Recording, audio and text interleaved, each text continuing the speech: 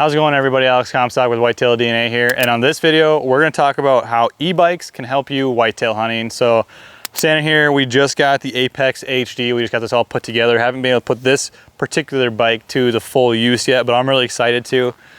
We've been running QuietKats now for I think right about a year, and they've made a huge difference to us with our hunting styles. And I just wanted to talk about how you can put e-bikes to your use and how they could help you whitetail hunting. So the first thing that I want to talk about is scouting.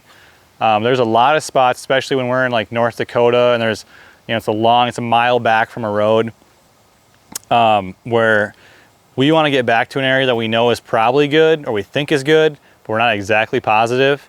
And so instead of having to go all the way back there, it's an area we can't drive, hop on the bikes, scoot back there in 5 minutes instead of a 25-minute walk, can check it out, go from there. If we needed to go back and grab trail cameras or whatever, we're able to. So when it comes to scouting, I don't think people think of these to use for scouting a ton, but we put them to use a ton. And especially, like, again, in North Dakota, we're able to bait.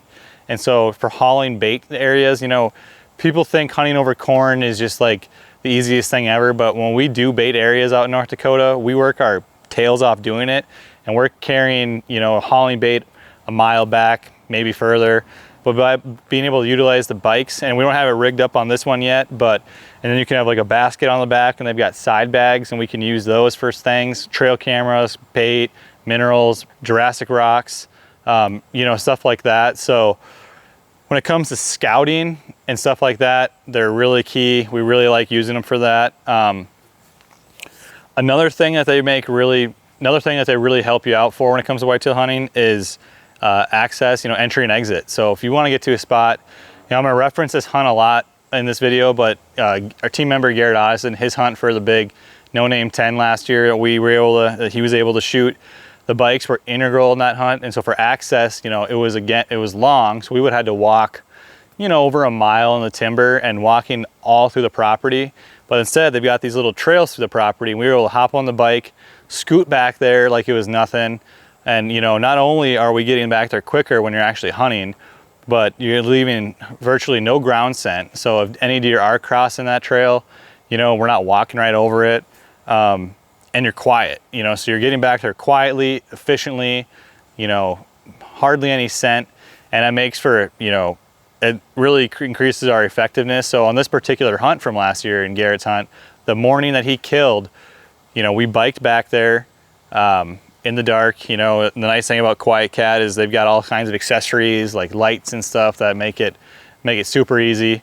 We got back there, you parked the bikes, we walked in 100 yards instead of having to walk a mile, and then Garrett was able to shoot that buck. And then another thing that makes these bikes super awesome is they come, you can get like trailers for them and stuff like that. So we had a deer cart essentially for this bike, or not this one, but one of our bikes. And we were able to cart that buck out instead of having to drag him a mile plus or trying to get, a rickety old deer cart.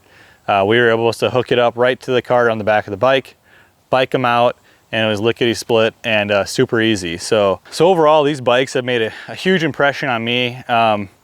Again, if you're looking to get an e-bike, I would definitely recommend QuietKat, but there's all kinds of e-bikes out there. I would definitely just take a look at, the price ranges and what suits you. Again, the nice thing about these QuietKats is there's a whole sort of different things that I really like. For starters, they've got variable outputs, so you can change the outputs on them. So, if you're in an area that you have to say below a certain output for it to be legal, you can change it on there.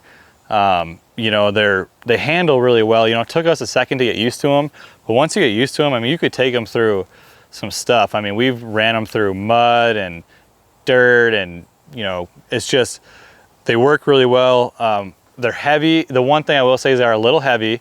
So, but if I'm able to load them up into the truck by myself, I feel like most people should be able to. They do come, QuietKat does have hitch racks available. We don't have any of those, but I feel like that would even be more helpful. So overall, when it comes to whitetail hunting, an e-bike can help you in a lot of different ways. Like I said, scouting, entry, exit, scent control, getting deer out, whole sorts of things. If you've ever used an e-bike, drop a comment below. Let me know how you used it and how it's helped you. If you have any questions on the e-bikes, feel free to drop a comment below. I'd be more than happy to answer them.